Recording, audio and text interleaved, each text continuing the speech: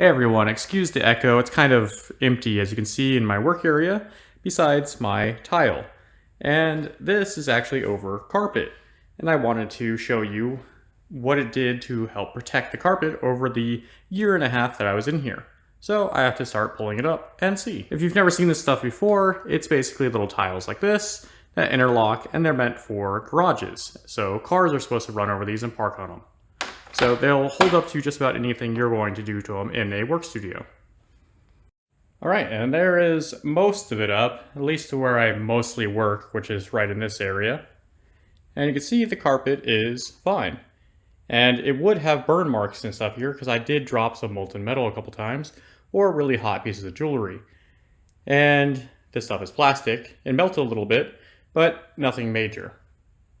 And the carpet's pretty good. There are a couple spots here and here because I have a newer puppy and he had accidents, and obviously it's not waterproof.